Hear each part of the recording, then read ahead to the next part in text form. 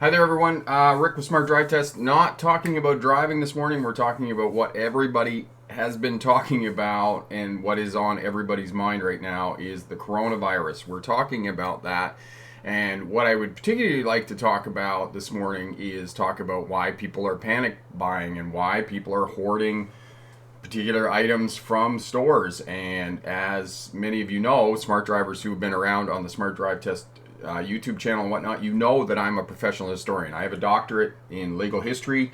I taught history at the universities, and this morning I was actually thinking about this, why people are hoarding food and why people are stocking up from grocery stores and those types of things. And one of the revelations that I had this morning was that millennials, those people born after 1990 into the early 2000s, this is the first generation of people that has grown up without the stories of the Great Depression or the Cold War. I myself grew up in in the 1970s and 1980s. I was a teenager by the mid 1980s, and I heard all of the stories about the Great Depression. People who had lived through the Great Depression, that there wasn't any food, that people didn't have enough to go around. People were scrambling. But at one and the same time, you need to understand historically how different the world was from the world that we live in today. So the other thing that I would like to say about all of this is that we're going to survive this. We have survived awful diseases in history, particularly in the 20th century. We've had incredible advances in medical science, not to mention that we have incredible communication networks in the world that give information and keep people up to date and keep them safe. And I'm just going to do a little bit of history about the Spanish flu. A lot of people have probably heard people talking about the Spanish flu and saying how awful it was, and the fact that yes, the Spanish flu did kill 10 million people at the end of World War I in 1919 to 1920. People died because of the Spanish flu. However, you need to keep in mind that the world was an incredibly different place in 1919 during the Spanish flu. For the first thing is that today 75% of the world's population lives in cities. In 1919, 75% of the world's population lived in the country. They lived on farms. We lived in a very agrarian society, and there was no communication networks. There was a low literacy rate. Probably only about 70% of the population could actually read. We didn't have communication networks. Most of these people didn't have access to newspapers. They didn't have soap. If they did have soap, they made it themselves, and they certainly didn't have hand sanitizer and antibacterial soap and whatnot. So, and the other thing is that most of these people living on farms were living in houses with their animals. So, they didn't have access to information. They didn't have soap. They didn't have hospitals. They didn't have the medical science and the information that we know about diseases and those types of things. And I was talking to my children's mother yesterday, and she's a nurse, and she's upset. She's concerned, as many people are. We're afraid of what's going on. And I said to her yesterday, we survived AIDS. Okay? And for the longest time, 3 or 4 years, there was no cure for AIDS. AIDS is very different because, originally it started out, targeting the gay community, and for a long time it was considered, there was some religious implications and all kinds of awful things that went along with the disease that was AIDS. And then once it started to move into the general population, then, we got a handle on it. But we have survived this. We've survived other awful diseases. Typhoid, mumps, measles. We have cures for all of these. We too will survive this, and as long as we're doing what authorities say, medical experts and other people in our society, social distancing, keeping ourselves safe, isolating ourselves, we are going to be okay. So going back about hoarding, and I'll also, we can have a discussion about this. Any questions you have, airing concerns and whatnot. And Gordon says the Black Death. Well, the Black, that was a long time ago, and people had no idea. There, hospitals. I mean, here's something. I mean, on the Google search page, they're talking about. Let me just move over here for a sec to that page, and just go to Google here. And on the page here, celebrating Ignace Semes. I can't say it. I can't say his name. Anyway, this is the person. I'll transition it so you can see it. There you go. So you can see here, they're celebrating it on Google here about hand washing and soap. And, this did not happen until the end of the 19th century, the 1890s, when people went to hospitals and those types of things. We didn't do hand washing. We didn't have soap. And finally, in hospitals, they were saying, well, we need to wash our hands. We can't move from one patient to another patient without washing our hands. So we didn't have all of that information. And here's the other thing, and people are saying in chat that this is all a conspiracy. This is not a conspiracy. And here's the reason why in terms of conspiracy. Historically, again, what did they do in the First World War? In the First World War, they had gas, mustard gas. They released mustard gas. In the Second World War, there was no releasing of gas agents, biological hazard weapons, in the Second World War. The reason is because they could not control it. So to have a conspiracy that the Chinese biologically engineered this and released it to the world it's far-fetched. There is no basis for that whatsoever. Why would you release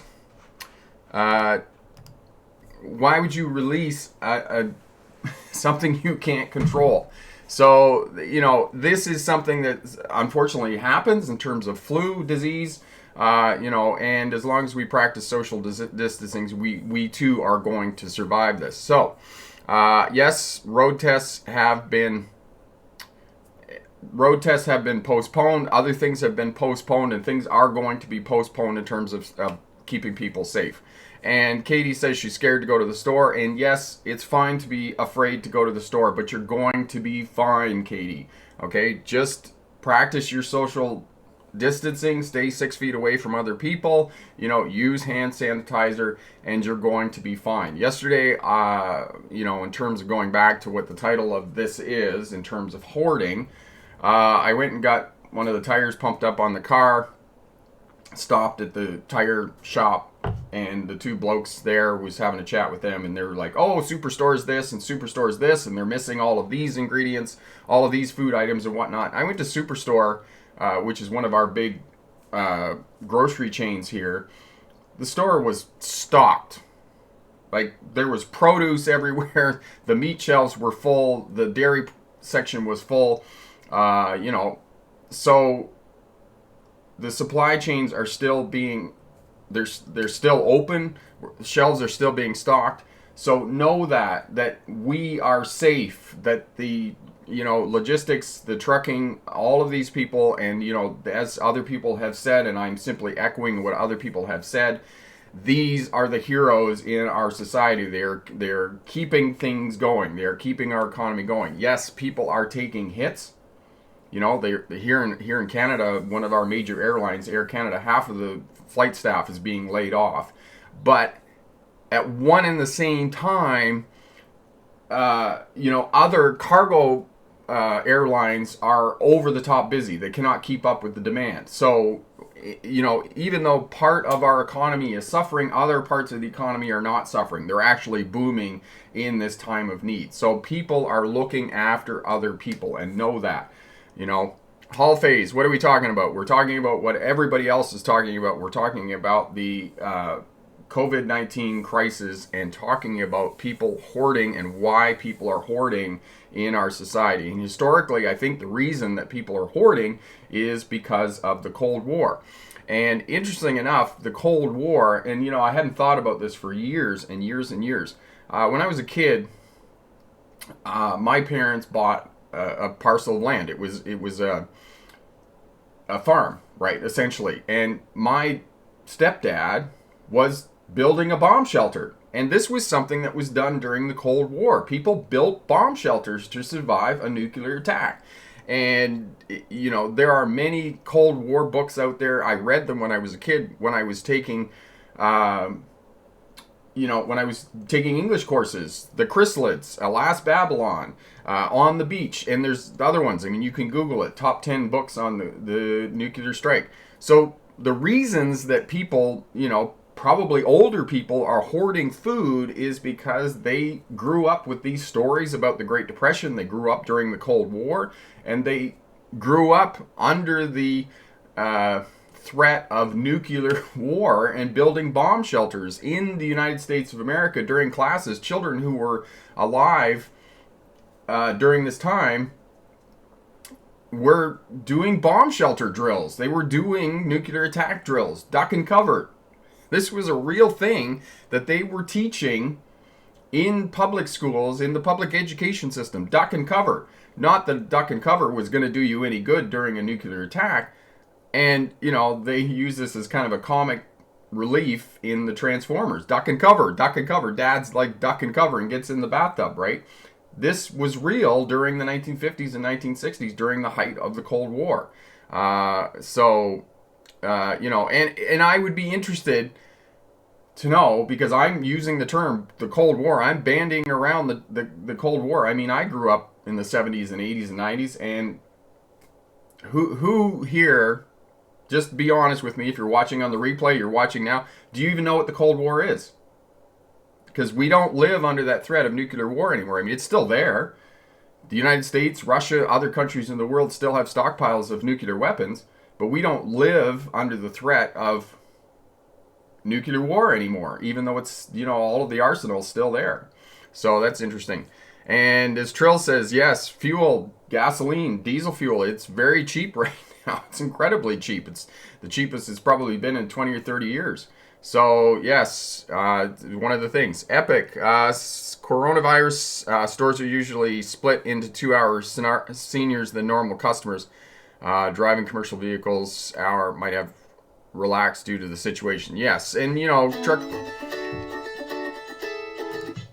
truck drivers are doing exceptionally well in terms of getting product through and those types of things. As I said, the grocery stores and maybe other people here on the replay or watching on the live stream right now, you can talk about that in terms of your grocery stores and those types of things. Are they stocked? And they are being stocked. We are doing really well. Okay? Gordon, a popular conspiracy is that the virus is not a bioweapon but a journalistic exaggeration to hurt businesses and put everyone on the dole.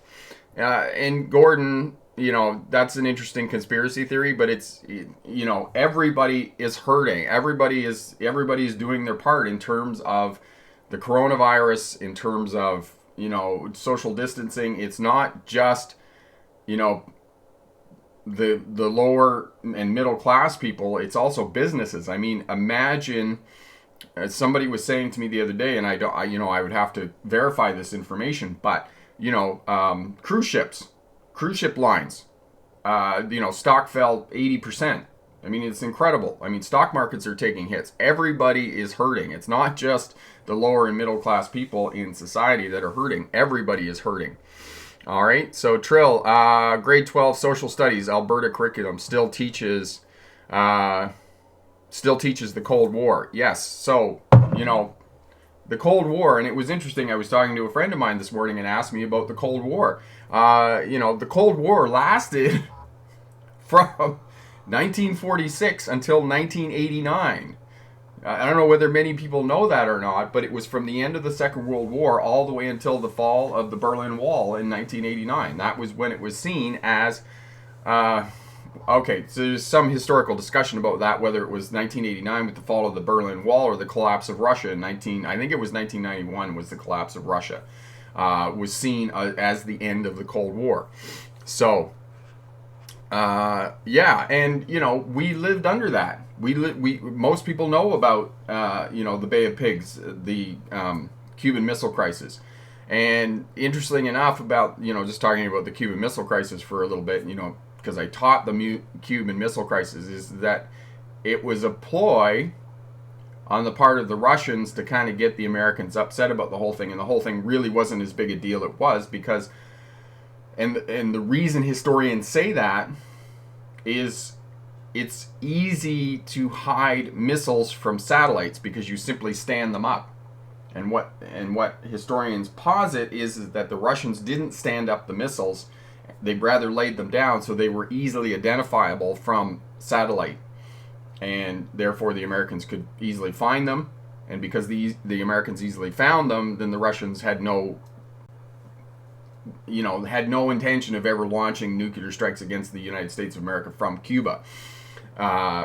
So, history is open to a wide degree of interpretation, and that's what historians do. So, Hall phase, everybody was on edge, but in retrospect, what historians are saying is that the Russians never ever had any intent of launching missiles. They simply were. It was a political ploy because the United States of America had missiles in Turkey, and the Russians wanted the United States of America to remove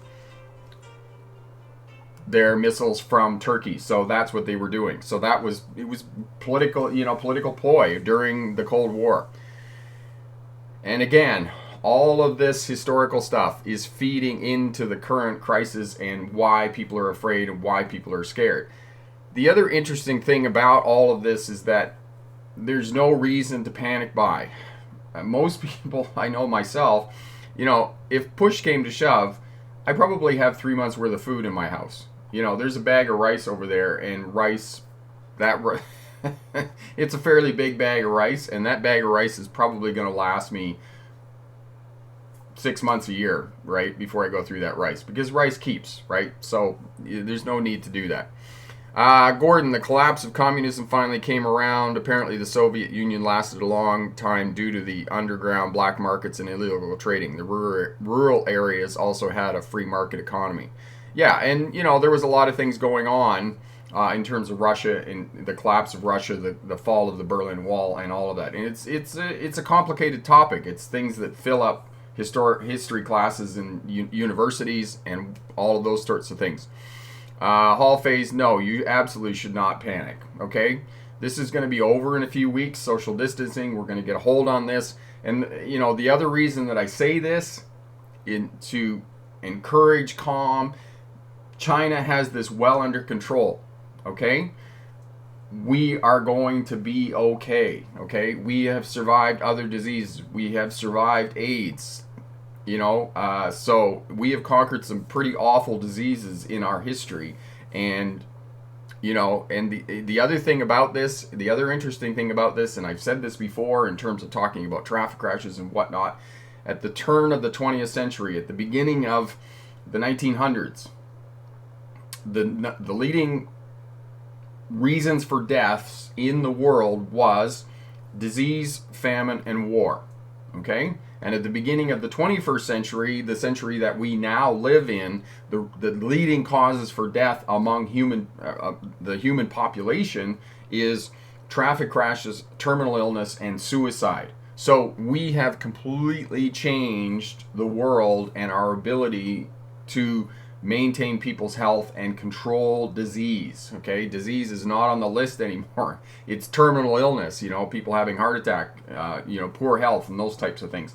So we're moving forward. We're in a very different world, and we can beat the coronavirus. We're going to be fine. Okay.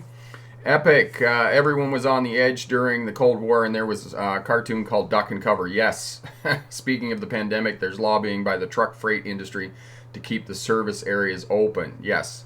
I was joking about panicking, but I shock how much this is affecting the world. Yeah, it's huge, right? And I posted something on the community tab the other day about, in my lifetime alone, the end of the Cold War, corporate downsizing in the early 1990s, Y2K, the end of the world in terms of computers flipping over to the new century, the 9/11, the war on terrorism, 2008, the housing crisis, all of this. But this is different. This is something different.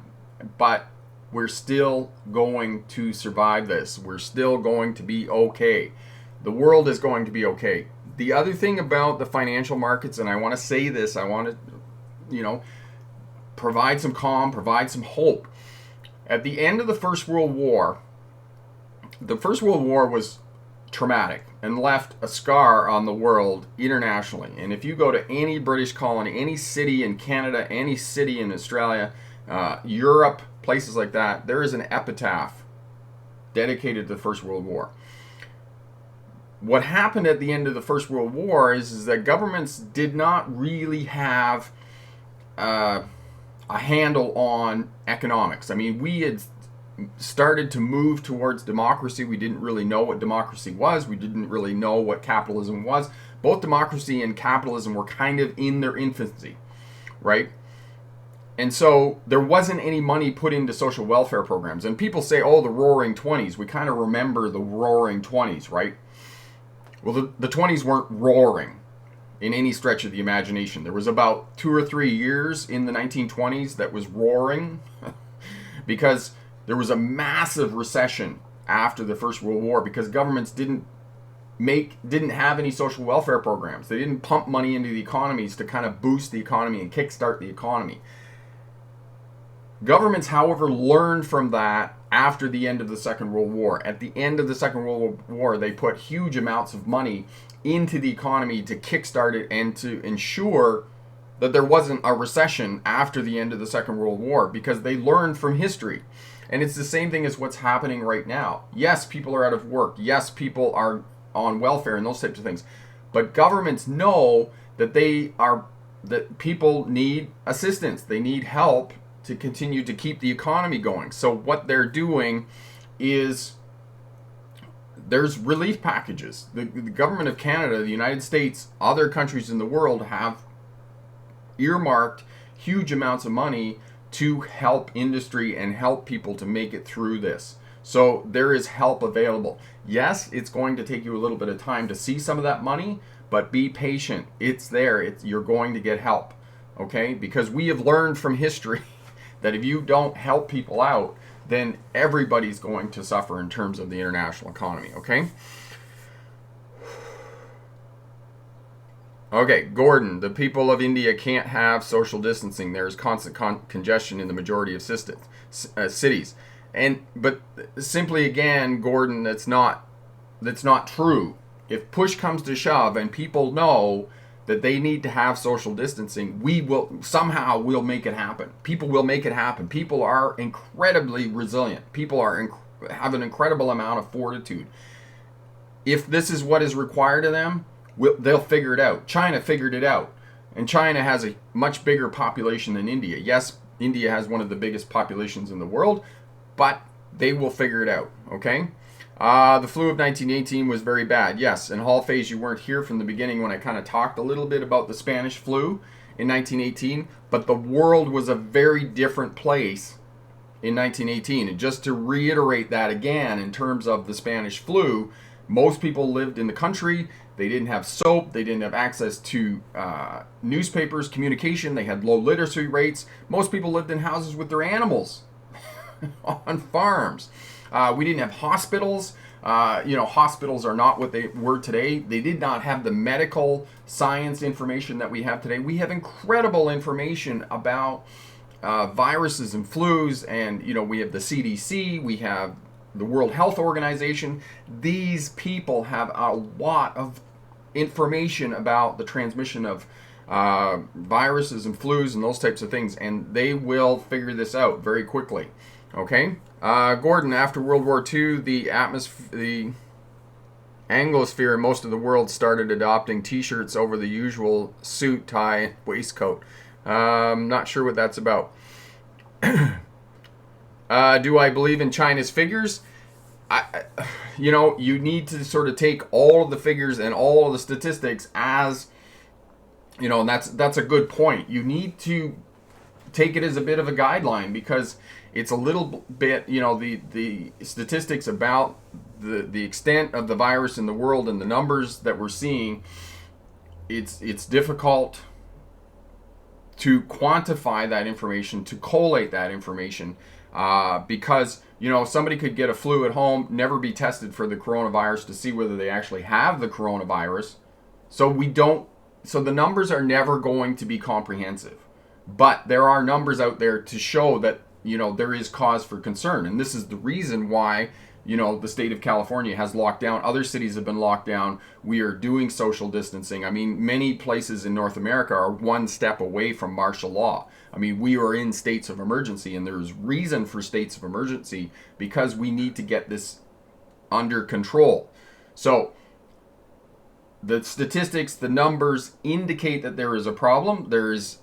They indicate that we need to take steps to keep people safe. But in terms of believing the figures, yes, I believe the figures. I believe that China has got this under control, right? And that we can learn from this and we can help one another.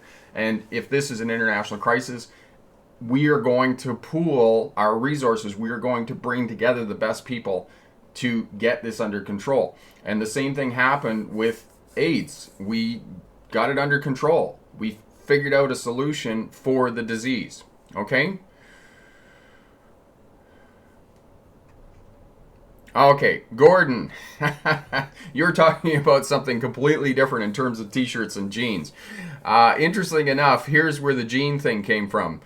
Jeans became preferred over the usual shirt and tie. No, jeans, what happened was, Gordon, jeans were blue-collar attire. They were people who were working, blue-collar workers is what they were called. People who are lower and middle-class people were wearing t-shirts and jeans.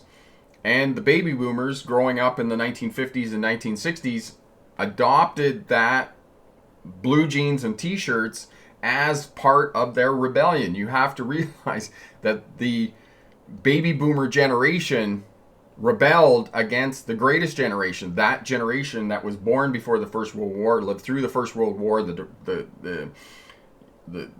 1920s, the Great Depression, and into the Second World War.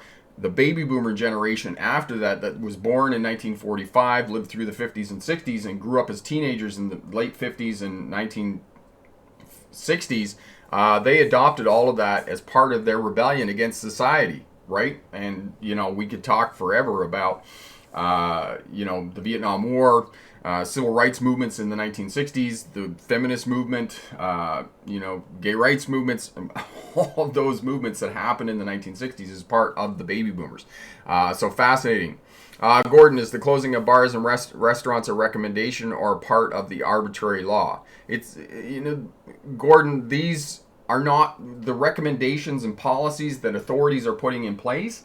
These are not, most of this is not recommendation. This is part of working to keep people safe. This is working to prevent the spread of the disease, right? Because if we can prevent the spread of the disease, then we can, then people, instead of, authorities and leaders, instead of putting their resources into trying to control the disease, what they can do is they can put their resources into finding a cure for the disease. Because right now, people who are responsible for finding a cure for the disease or finding a treatment for the disease, they're so busy trying to control the spread of it that their resources are put over here instead of being put over here. So they haven't done this yet, right? We're in a state of an emergency. We're not in a state of martial law. And if we are in a state of martial law, if this gets into a state of martial law, then what's going to happen is that we are going to have military troops and police in our streets, and we are going to have a curfew. We are not going to be able to go out. So know that, okay? Hall phase, that's not true as well. The whole virus thing got so bad because of the lack of freedom of media in China. That's not true either. It's simply not true. These things, it's very easy, for this to start. It's very difficult to contain it. It's very, very, that's simply not true. Because governments have a responsibility, and it's just, that just borders on conspiracy yet again. What did you think of those kids on spring break? Unfortunately, it's taken a little bit for this whole thing to kind of settle in, right? That We are in the middle of a flu pandemic. And the other thing that I want to say about flu pandemic, and I want people to understand this, pandemic does not mean that we have incredible exponential numbers in the world of people who have the COVID-19 virus. What pandemic means is that it's on an international scale. Pandemic means that it's everywhere in the world. That's what pandemic means. So know that, and essentially what they're trying to do is authorities, leaders in the world are trying to control this virus. And as I said, they're trying to control it so they can take their resources from trying to control the spread of the virus so that they can find a treatment and a cure for the virus. And that's why they're implementing social distancing and all of these other parts of, all their resources and whatnot in the world. Hall phase, they arrested a doctor for telling other people about the virus in December. Hall phase, I would need to look into that. I'm not familiar with that part of the story or what's going on and those types of things. But no, for those of you watching now on the live stream or watching on the replay, there is going to be lots of conspiracy theories around this. In any international event, it's the same thing in history. The assassination of John F. Kennedy. The conspiracy theories are incredible, and I mean, there's plenty of conspiracy theorists out there. I don't subscribe to conspiracy theories. I believe that people are doing the best that they can do, and that's what they're doing. And we're trying to prevent the spread of this disease. I want you to do what you need to do in terms of social distancing, isolating yourself, staying 6 feet away from other people, know that society is fine. Know that there's plenty of food and produce and groceries in the grocery stores. You don't need to hoard food, okay? We're not going to have another great economic depression as we had in the 1930s. We're not experiencing a Cold War, and countries are working the best that they can to control this so that they can put their energy, time, and resources into finding a treatment, into finding a cure for the spread of this disease. So that's what's happening. Gordon, jeans have been refined throughout the years to appear more formal. I still prefer dress pants and I'm a millennial. Okay, Gordon. It's bigger than the Ebola and Zika combined. The Center of Disease Prevention said Ebola was merely a diuretic illness.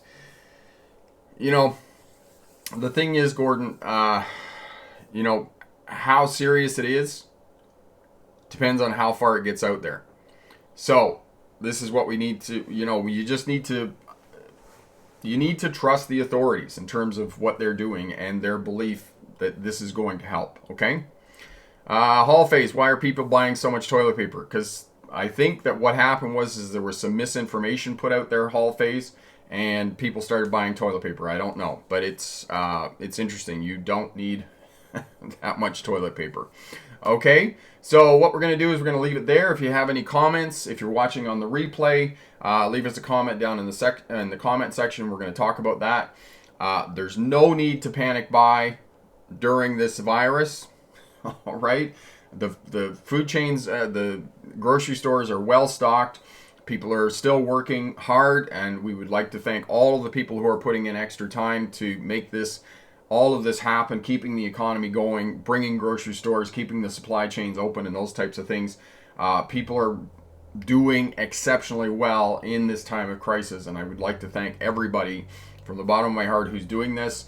All of the people who are affected by this, hopes and prayers go out to you. If there's anything at all we can do, leave us a comment down in the comment section, and know that we are going to get through this. We have got through other international crises, and we too are going to move past this, and life will return to some semblance of normalcy, what we're used to in terms of society. And for all of those of you who have road tests that have been postponed, other events that have been postponed, they're going to get all of this going. Okay, this will all get going again. It's going to take a little bit of time, so we ask for your patience while the backlog gets cleared. But it's all going to happen, okay?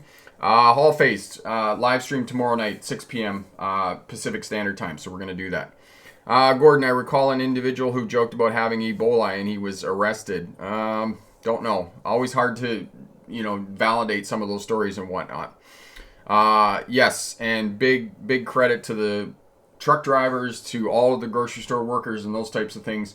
Thank you for everything that you've done, and we're going to leave it there. And remember, pick the best answer, not necessarily the right answer. Have a great day. Bye now.